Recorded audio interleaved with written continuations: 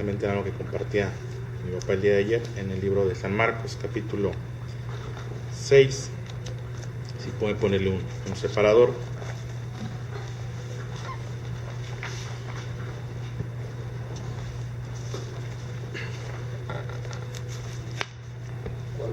San Marcos, capítulo 6.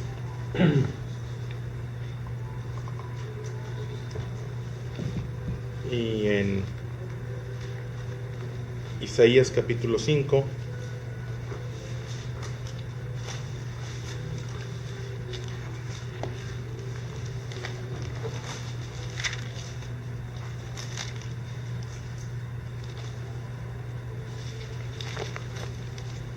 Regularmente está antes de Proverbios, Isaías capítulo 5.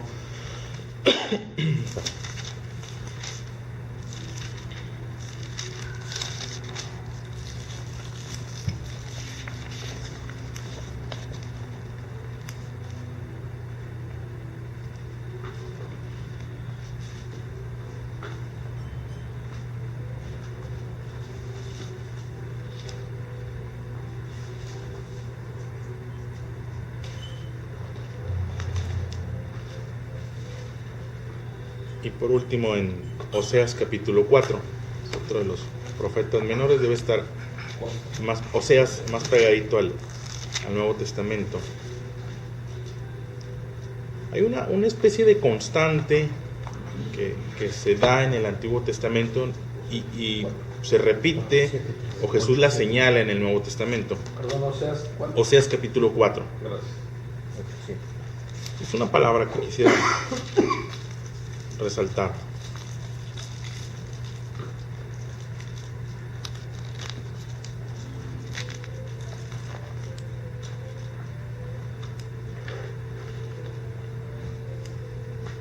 ¿Sí?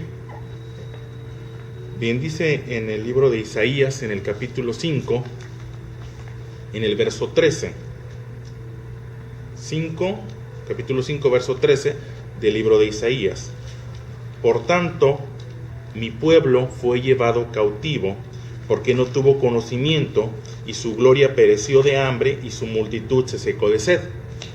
Es una expresión que da este profeta refiriéndose a la realidad del pueblo de Dios. El pueblo de Dios, bueno, es una constante en el pueblo de Dios, fue su continuamente estar fallando, continuamente estar cayendo, continuamente estar perdiendo, al punto de que son llevados cautivos. Ellos fueron llevados de su propia tierra, fueron rodeados, fueron sitiados, fueron asediados y luego son llevados cautivos. Y cuando se habla de, bueno, la causa del por qué, porque Dios no los dejó, es lo que explica el libro, o lo que nos arroja Isaías, es por la falta de conocimiento. Después, más adelante, en el libro de Oseas, en el 4:6, nuevamente se repite una expresión similar. Dice Oseas, en el capítulo 4, verso 6, mi pueblo fue destruido porque le faltó conocimiento. Por cuanto desechaste el conocimiento, yo te echaré del sacerdocio, y porque olvidaste la ley de tu Dios, también yo me olvidaré de tus hijos. Es una sentencia muy fuerte, pero la constante ahí es la falta de conocimiento. Hablar de conocimiento es tener una idea clara del sentido de las cosas. Eso es conocimiento. Dominar, tener claro un tema específico. Bueno, el no tener dominio, el no tener claro, los llevó a una condición de cautividad o los llevó a una condición de destrucción. ¿Sí? Hablar de conocer es formar un juicio a partir de señales o formar un juicio a partir de datos. Entonces, la ausencia de datos, la ausencia o el no tener dominio de datos los llevó a esa condición de cautividad o los llevó a esa condición de destrucción. Si pudiéramos tener un ejemplo, diríamos, bueno, ¿por qué se pierde alguien? Vas de camino, vas de vacaciones, no sé, vas transitando. ¿Qué hace que te pierdas? Tenías muy claro a dónde ibas, te quedó claro, ibas de, no sé, de Reynosa a Houston, estabas claro en cuanto al origen, estabas claro en cuanto al destino, pero ¿qué sucedió en medio? ¿Por qué te perdiste? No, te faltó conocimiento, no tenías el mapa, no leíste el mapa, no atendiste las señales ahí estaban. El no atender las señales te llevó a esa condición de extravío, pudiéramos decirlo. Bueno, eso es lo que le pasa al pueblo. Tenía claro una misión, tenían claro un propósito, sin embargo, en el proceso se pierden. ¿Y el por qué se perdieron? Bueno, por la falta de conocimiento, el no tener el dominio, el no formarse un juicio. Porque de pronto a veces no se forma juicio, se reproduce acríticamente. Hay quien llega y nos da una expresión y la damos por cierta sin ni siquiera analizar el origen de esa expresión. Es como decir, las cosas se van a poner mal. Las cosas se van a poner mal, las cosas se van a poner mal. Y se empieza a reproducir esa expresión, es que va a estar mal. Y se da por sentado. Bueno, ¿tienes un conocimiento, tienes un dominio? ¿Has analizado realmente las cosas o solamente estás reproduciendo acríticamente? Estás reproduciendo sin analizar. Eso fue lo que le pasó al pueblo. Y bueno, yo mencionaba en el Antiguo Testamento porque luego pareciera que se mantiene esa forma y el Señor Jesús se lo señala. Libro de San Marcos capítulo 6, a partir del verso 44.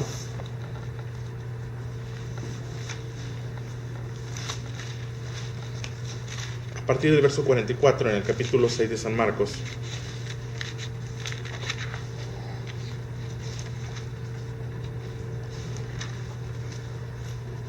¿Estamos ahí? 6:44. Empieza, y los que comieron eran como 5,000 hombres. Hace referencia a un momento en el cual Jesús multiplicó los panes, conocemos la historia. Y bueno, ahí concluye ese momento en el cual Jesús interviene y multiplica los panes. Y bueno, y los que comieron eran 5,000 hombres, verso 45. Enseguida hizo a sus discípulos entrar en la barca e ir delante de él a Betsaida, en la otra ribera, entre tanto que él despedía a la multitud. Y después de que los hubo despedido, se fue al monte a orar. Al venir la noche, la barca estaba en medio del mar y él solo en tierra. Y viéndoles remar con gran fatiga, porque el viento les era contrario, cerca de la 4ª vigilia de la noche, vino a ellos andando sobre el mar. Y quería adelantárseles. Viéndole ellos andar sobre el mar, pensaron que era un fantasma y gritaron, porque todos le veían, y se turbaron. Pero enseguida habló con ellos y le dijo: tened ánimo, yo soy, no temáis. Y subió a ellos en la barca y se calmó el viento. Y ellos se asombraron en gran manera y se maravillaban, porque aún no habían entendido lo de los panes, por cuanto estaban endurecidos sus corazones. Terminando la travesía, vinieron a tierra de Genesaret y arribaron a la orilla. Y saliendo ellos de la barca, enseguida la gente le conoció, y recorriendo toda la tierra de alrededor comenzaron a traer de todas partes enfermos en lechos a donde oían que estaba. Nos brincamos al capítulo 8, ahí mismo Marcos, nos brincamos al capítulo 8. Jesús interviene en la necesidad de la gente, actúa en la necesidad de la gente, y luego continúa a partir del verso 11 del capítulo 8. Capítulo 8, verso 11. Vinieron entonces los fariseos y comenzaron a discutir con él, pidiéndole señal del cielo para tentarle. Y gimiendo en su espíritu dijo: ¿por qué pide señal esta generación? De cierto os digo que no se dará señal a esta generación. Y dejándolos, volvió a entrar en la barca y se fue a la otra ribera. Habían olvidado de traer pan y no tenían sino un pan consigo en la barca. Y él les mandó diciendo: mirad, guardaos de la levadura de los fariseos y de la levadura de Herodes. Y discutían entre sí diciendo: es porque no trajimos pan. Y entendiéndolo, Jesús les dijo: ¿qué discutís? ¿Por qué no tenéis pan? ¿No entendéis ni comprendéis? ¿Aún tenéis endurecido vuestro corazón? Teniendo ojos no veis, y teniendo oídos no oís, y no recordáis. Cuando partí los 5 panes entre los 5,000, ¿cuántas cestas llenas de los pedazos recogiste? Y ellos dijeron: 12. Y cuando los 7 panes entre 4,000, ¿cuántas cestas llenas de los pedazos recogiste? Y ellos dijeron: 7. Y les dijo: ¿cómo aún no entendéis? ¿Por qué es que no entienden? Pareciera que el Señor Jesús está desesperado, y como que es una constante que se repite la falta de conocimiento. Si habláramos de esta cita, bueno, de entrada, los discípulos seguían creyendo en fantasmas. Y eso me llama mucho la atención. Confundir al Señor Jesús con un fantasma es porque seguían creyendo en fantasmas, al punto de no reconocer, de atribuirle una manifestación o de pronto la presencia de Jesús, atribuírsela a un fantasma. Seguían creyendo en fantasmas. Oye, pues ya está de grandecito, ¿no? No eran ningunos niños. Y además ya tenían tiempo de estar conviviendo con el Señor Jesús. Ya se les podía llamar discípulos y seguían creyendo en fantasmas. Y eso nos puede de pronto confrontar. La primera pregunta sería: ¿seguimos creyendo en fantasmas? Años buscando, acercándonos transitando este camino, leyendo la Biblia y seguimos creyendo en fantasmas. Seguimos teniendo miedo. ¿Qué es lo que les pasó a ellos? Se turbaron. Seguimos teniendo miedo. Oye, pues ya estás en posición de retener la paz en ti. El Señor Jesús, lo hablábamos hace 2 semanas, que una de las instrucciones que le dio es que tuvieran paz. Porque la paz es algo que tienes y retienes, no es algo... Está representada por una paloma. Me queda claro que nosotros decidimos representarla en la Biblia. No hay nada que nos diga que la paz es una paloma. Y sí, la paloma puede ser algo volátil, algo que llega y está ahí, pero no le espantes, no hagas ruido, no te le acerques porque vuelve a volar. No, la paz que el Señor Jesús nos deja no es así. Cuando vemos la historia, las cosas se solucionaron cuando el Señor Jesús entra a la barca. Dice que entra a la barca e inmediatamente el viento dejó de soplar. El viento que les era contrario, las cosas cambiaron. Quiero pensar que si el Señor Jesús, si la presencia de Dios está en nosotros, las cosas debían de haber cambiado desde hace mucho tiempo. Desde el momento que el Señor Jesús entró en la barca, las cosas se modificaron. Si la presencia de Dios está en nosotros y creemos que está en nosotros, las cosas debieran de haber cambiado. No podemos seguir creyendo en fantasmas, por decirlo de alguna manera. No podemos seguir teniendo vientos contrarios y no continuar adelante. Y sin embargo, ellos se sorprenden. Dice la lección que al llegar ellos se asombraron y se maravillaron. El Señor Jesús no vino a maravillar. El propósito de la venida del Señor Jesús, el propósito de la palabra de Dios no es maravillarnos. Es modificar nuestra conducta, es traer luz y traer entendimiento en el proceso de toma de decisiones. Y sin embargo, dice que se sorprendían. Se les sorprende que se calme el viento. ¿Por qué te va a sorprender que las cosas funcionen? El propósito del Señor Jesús no es sorprendernos. Entiendo que han disfrutado de la presencia de Jesús, han disfrutado de los milagros, comieron de los panes que fueron multiplicados. Sin embargo, seguían sorprendiéndose, seguían maravillándose. Y el Señor Jesús les dice: es que aún no han entendido, aún no tienen entendimiento, que era la constante. Lo mismo que mencionó Isaías o lo mismo que mencionaba Oseas. Bueno, espérame, cuando no tienes entendimiento estás expuesto a perderte.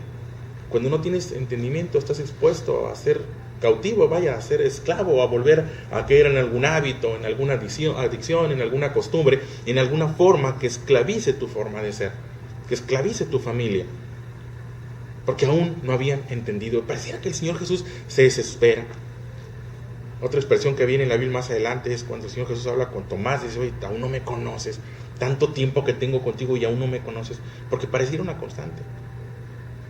Y es donde nosotros debemos de tener cuidado. Bueno, el propósito de esto es aumentar el conocimiento, pero no en cuanto al dominio, no en cuanto al saber, sino encaminado al hacer. El pueblo se pierde por falta de conocimiento, pero el conocimiento solamente llega con la cercanía, con el trato, si es continuo. Hay una expresión que usamos, es que nunca acabas de conocer a alguien. Me queda claro, tengo 10 años casado y todavía mi esposa me sorprende con algunas cosas. Yo, pues, realmente nunca acabas de conocer a alguien. Y está bien, el conocer es una forma de vida, no es una meta. Porque continuamente podemos estar cambiando, modificando. A lo mejor se aplicaría igual. La pregunta es: ¿acabaremos de conocer a Dios algún día? ¿Llegará el momento que conozcamos realmente a Dios? Si no acabas de conocer a alguien, mucho menos a Dios. Y es que el conocimiento es algo que viene, que se modifica, que va en aumento, puede ir en aumento. Si no acabas de conocer a una persona, no vamos a acabar de conocer a Dios. Y no es algo para desistir, al contrario, es algo para mantenernos. Porque Dios todavía puede darnos más conceptos, ideas, prepararnos para lo que viene. Me queda claro que mandamos a nuestros hijos a la escuela. ¿Con qué propósito los mandamos a la escuela? Bueno, los estamos mandando para que adquieran conocimiento, para que perfeccionen, para que crezcan en alguna disciplina. Bueno, debiéramos de aplicarlo igual, pero debiéramos de aplicarlo igual, con esa misma formalidad y con ese mismo esfuerzo, con esa misma dedicación con la que los acercamos a una fuente de conocimiento, o lo que consideramos una fuente de conocimiento, que es la escuela o la academia. Debiera ser lo mismo. Con ese mismo interés acercamos a nuestros hijos a ese conocimiento de Dios. Con ese mismo interés. ¿Por qué los acercamos a esa profesión? Bueno, porque domine esa profesión para que le haga frente a la vida. Así lo hacemos. Bueno, que es lo mismo. Los acercamos y los llevamos a esa fuente de conocimiento para que le hagan frente a las dificultades que les va a ofrecer la vida. La expresión es: acuérdate de tu Creador en los días de tu juventud.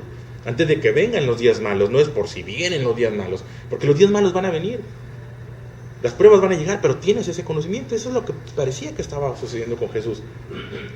Seguían confundiéndolo con un fantasma, seguirían maravillados. En el libro de San Marcos, en el capítulo 8, le dice, bueno, todavía no entienden, todavía no comprenden, todavía no entienden. Tienen tiempo transitando, tiempo en esta disciplina, tiempo en esta práctica, tiempo en esta cercanía, pero todavía no hay un sentido de las cosas. Todavía no han podido formarse juicios a partir de las señales, a partir de los datos que Él ya les había provisto. Y eso es lo que nos debe de poner a nosotros siempre en alerta. La Biblia dice que el que cree estar firme, observe y tenga cuidado de no caer. Eran los discípulos a los que se los estaba diciendo. No era desconocidos, no eran personas que lo acababan de interactuar con Él. Eran a los discípulos a los que les dice, bueno, ¿todavía no entiendes? De pronto no me vaya a suceder a mí igual. ¿Acaso hay algo que todavía no comprendo? ¿Hay algo de lo que todavía quiero debatir? Utilizar la Biblia para debatir, utilizar la Biblia para discutir. En vez de decir, no, espérame, es que esto no es conocimiento, esto no es debate, esto es para ponerlo en práctica. Lo mencionaban ahorita, es lámpara es a mis pies, es luz. Los mandamientos de Dios son luz, que tienen el propósito de alumbrarnos en el día a día, no maravillarnos. No es, wow, Dios es grande, Dios es bueno. Sí, y el punto es aquí. Porque tenemos más de 3 años. Los discípulos se habla de que el tiempo que interactuaron con Jesús son 3 años. Nosotros son más de 3 años los que tenemos aquí. No nos vaya a suceder que sigamos confundiendo la obra de Dios con fantasmas, que sigamos creyendo en fantasmas, que sigamos sorprendidos, que sigamos maravillados, que sigamos teniendo miedo, que sigamos teniendo asombro, que a lo mejor son reflejos naturales, pero pasando de vista que si el Señor Jesús ya se subió a nuestra vida, si ya está en nuestra familia, las cosas ya se calmaron. La posibilidad de experimentar paz ya es una realidad. Debe ser, que la constante sea esa, que la constante no sea la falta de conocimiento, que la constante no sea la falta de comprensión, que la constante no sea el asombro, sino el dominio, porque si las cosas siguen igual, nos va a pasar como nos advertía Isaías o nos enseñaba Oseas. La falta de conocimiento, de dominio, de ejecución de la palabra de Dios, de la acción de la palabra de Dios, nos expone a lo mismo que fue expuesto el pueblo: cautividad y destrucción. Que mi familia sea destruida, que mi descendencia sea destruida, que mis hijos, mi prole, sean cautivos de drogas, de malas amistades, porque no los hemos acercado, no los hemos promovido el conocimiento de la palabra de Dios. Te los dejo a su reflexión. Pastor, no sé si quieras agregar algo. Me gusta nada más dejar 5 ideas más sobre cómo tener entendimiento es conocer con claridad algo. Yo les diría, ¿cómo desarrollar el entendimiento? Número 1, algo muy práctico que ya lo saben, hay que hacer oraciones, orar. Esto lo estoy diciendo a todos los que me encuentro por ahí. Hay que orar todos los días, 5, 10 minutos, acercarse a Dios, ¿sí? Hacer oraciones. Como dice la Escritura, encárgale a Dios tus asuntos, confía en Él y Él hará. Número 2, las Escrituras. Hay que leer las Escrituras de manera cotidiana, ¿sí? Pues eso desarrolla el entendimiento, ¿sí? La oración para que Dios nos dirija, Dios nos fortalezca, Dios nos inspire. La lectura de la Escritura para tener conocimiento, ¿sí? La lectura no nos lleva más que, pues por mal que leamos, yo he hecho algunos experimentos, 7, 8 minutos se lee un capítulo. 7, 8 minutos. 7, 8 minutos de oraciones, 10 minutos y 10 minutos de lectura es quizás muy fortalecedor. Tercero, hay que asistir a la iglesia. Asistan a la iglesia con regularidad, con fe, con expectación, ¿verdad? Eso es importantísimo, ¿sí? Los hombres hemos descuidado a veces eso, ¿sí? 4, ¿sí? Aparte de la oración, aparte de la lectura, aparte de la asistencia de iglesia, hay que convivir con gente, con hermanos, ¿verdad? Juntarse con hermanos, juntarse con aquellos que de alguna manera pues comulgan en la fe, ¿sí? Si tienen compañías que de alguna manera los influyen y los jalan hacia otros caminos, pues hay que tener cuidado, ¿verdad? Y hay que influir nosotros en ellos. Si no tenemos la suficiente fortaleza para influir nosotros en aquellos que están distanciados de Dios, pues entonces vamos a fortalecernos más en la fe para que nosotros podamos influir en ellos. Y número 5, cuenten, platiquen de las experiencias espirituales, platiquen de lo que sucede aquí, de lo que recibieron, ¿sí?